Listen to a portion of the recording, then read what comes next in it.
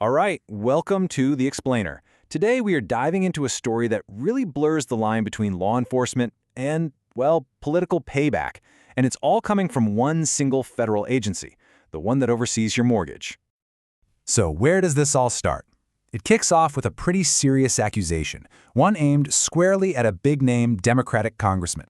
The head of the Federal Housing Finance Agency, you'll hear it called the FHFA, has done something pretty major. He's sent a criminal referral over to the Department of Justice. And who's the target? Congressman Eric Swalwell. Okay, so what are they accusing him of?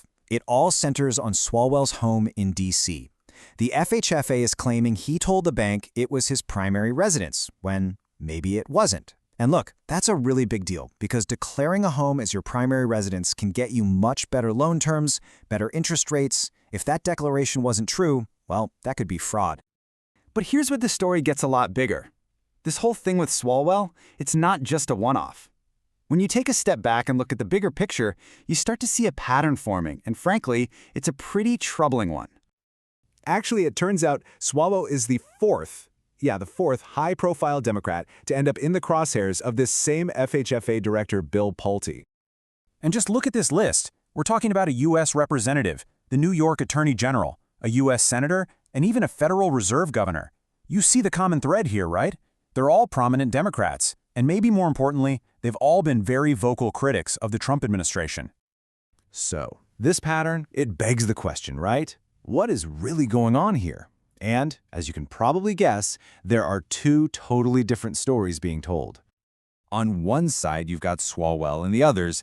They're saying this is just straight-up political payback. Swalwell himself points to the timing, saying, hey, isn't it a little weird this is happening right as depositions are going on for the January 6th investigation, an investigation where he's actually suing Trump? But then you have the other side of the coin. Director Pulte is insisting, nope, this has nothing to do with politics.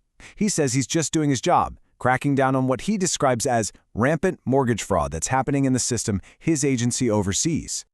So, there you have it. That's the core of the whole debate. Is this a political hit job, plain and simple? Or is it a totally legitimate, by-the-book effort to fight real fraud? But hold on, because the story gets even messier. While all this is playing out in public, in the headlines, there's another fight going on. This one is happening inside the agency. I mean, just look at this timeline of the chaos. It's wild. And just the last month, Fannie Mae's CEO, its chief ethics officer, and the general counsel are all out of a job. Then on October 30th, a whole dozen officials from the Ethics and Internal Investigations Unit get fired. And just last week, the acting inspector general for the FHFA was told to resign. We're not talking about junior staff here. These are the top watchdogs, the very people whose job it is to ensure everything is above board. So you have to ask, what on earth were these fired officials looking into? Well, according to reports, they were investigating their own boss, the FHFA director himself, and they were looking into whether he illegally got his hands on the very mortgage records he was using to go after these Democrats. Wow. Okay, so this whole situation brings us to a really important question. Why should you care? I mean, beyond all the political drama, why does this actually matter? Well, there's actually a term for this kind of thing, political lawfare. It's exactly what it sounds like, using the law, using legal systems as a weapon to attack your political opponents. And look, this isn't just one side complaining about the other.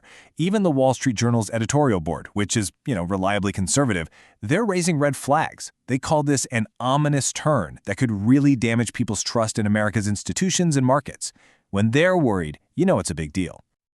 So, let's just recap everything we've talked about, right? You've got the head of a federal agency targeting 4 high-profile Democrats. You've got 2 completely different stories. He says it's about fighting fraud. They say it's a political hit job. Meanwhile, the agency's own ethics officials, the internal police, are getting fired or pushed out. And all of this has critics from both sides of the aisle warning that our federal institutions are being turned into political weapons. And that leaves us with one last really big question to think about. When the government agencies that are supposed to serve everyone become weapons in a political fight, who's the real loser? Is it just the politicians getting dragged through the mud? Or is it something bigger, like all of our trust in the system itself?